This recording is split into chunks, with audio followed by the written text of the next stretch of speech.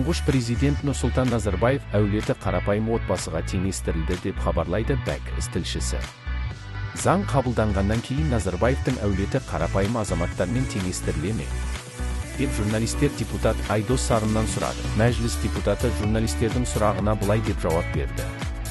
Теңестірілді. Бірінші президент елбасы заңда көрсетілгендей барлық экс-президентке тән нормаларға ие болады деп айтты депутат парламент палаталарының кеңейтілген отырысынан кейін.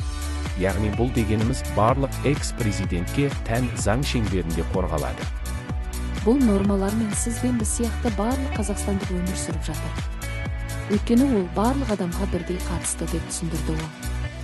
Бүгін мәжілісте парламент палаталарының бірлескен отырысының күн тәртібінде Қазақстан Республикасының тұңғыш президенті елбасы туралы, Қазақстан Республикасы конституциялық заңының күші жойылды деп тану туралы Қазақстан Республикасы конституциялық заңы қабылданды.